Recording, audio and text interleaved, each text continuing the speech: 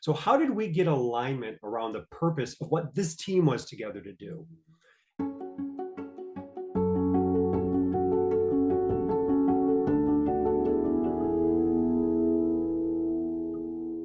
Good morning, Stephen. How are you doing? Hello, Harriet. Briefly introduce yourself. Tell me a little bit about yourself.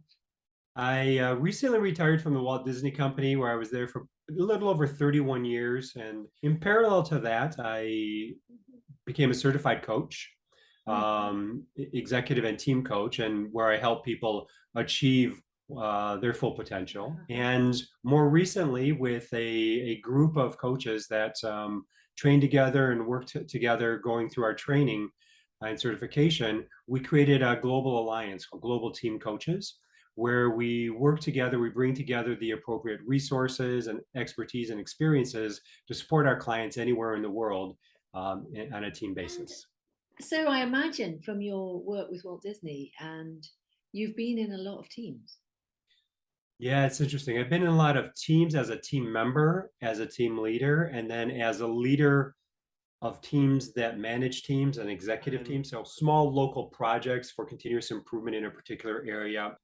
Others were major projects that were transformative for the enterprise. Mergers or after a merger that we did or an acquisition we made, bringing together teams from different cultures and different companies. So just thinking about maybe one team, because that's a lot of different teams, but maybe there's some commonality. What were you thinking about a team? What were the pinch points or what were the challenges that you, looking back over your career, you saw in teams? I think there are a couple that looking back, I see across all of them. And part of it is about alignment. And it's about alignment around purpose. Why are we together? Okay. So for example, when it was a cross-functional team, I would be with people who maybe came from finance, maybe came from IT, maybe came from HR, maybe came from marketing. And we came together for a reason, but they still reported to their boss in their functional area. So how did we get alignment around the purpose of what this team was together to do? That existed, for example, after a merger, or when one company was purchased and we were trying to integrate, an operations team here with an operations team here. How do you do that when there's a culture that came that was in this company and a culture in this company? I think another big area is, who are we doing this for? Who are the stakeholders that we are doing this for, and what do they expect from us, really? Because often teams get thrown together and they say, okay, we want you to do X. We want you to put into place a new marketing system, for example. Okay. And then they disappear. And then the sponsors think that they don't have to worry about it anymore. But the problem is, maybe for the first 10 minutes, we're aligned, say, oh, okay, we're going to put the system into place. And then we start talking about, okay, so what is the system going to look like? Oh, it's going to look like this. Oh, it's going to look like this. And all of a sudden we start diverging. And to have a way of bringing it all together and continually bringing it all together and shepherding these divergent thoughts and spirits is something that is also a big challenge. Yeah, I'm interested too that you haven't mentioned the devil time. That people come with you mentioned the new marketing system. New marketing system. Yeah, but who's got time? And that conflict that sometimes emerges with everybody being busy. Because it's another job. Because their day job didn't go away. And often it's couched in something like this: we really appreciate you as a high performer in the company, so we'd love you to take part of this stretch assignment. Looking back on some of those teams that you've been part of, what would you have wanted a team coach to offer or to do? Yeah, so what I really love about team coaching is the coach isn't necessarily there to think about or help us think about the content, not the job we're there to do. What the coach really does, it unlocks our potential of how we work together and how we stay aligned and how we,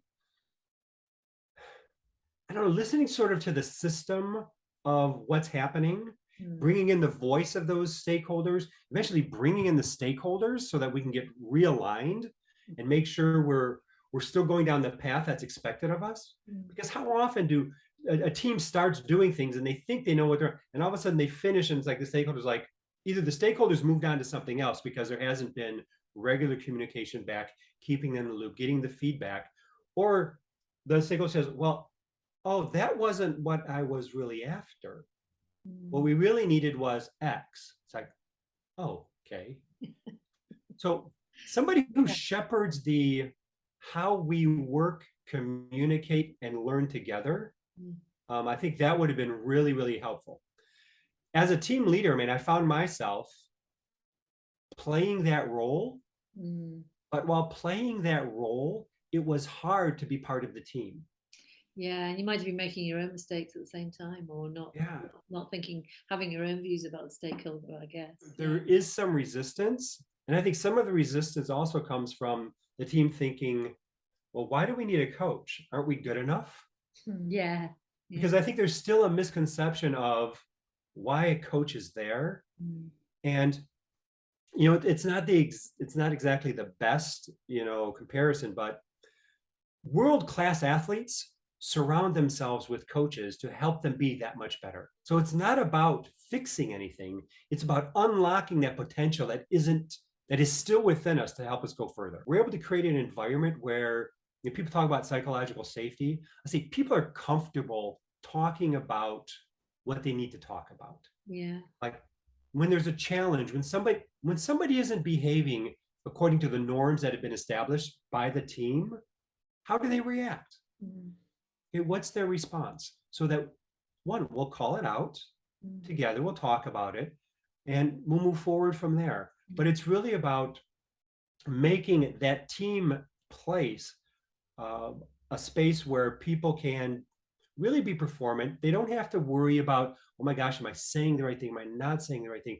They can actually pour themselves into being a member and contributing towards the purpose or the objective that the team has set for itself.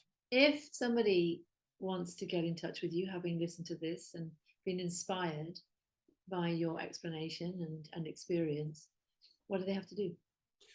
The best way is probably to reach out through Global Team Coaches. It's globalteamcoaches.com. But you can reach out there to myself, to any one of our other coaches, and we will follow up and we'll begin a conversation. There is no cost whatsoever to engage in a conversation to learn more about how coaching and how team coaching can help you or your teams go further than you might otherwise be able to go yourselves. We'd love to have the conversation to see if there's a way that we can support you. Fantastic. Thank you so much. Awesome. Thank you, Harriet.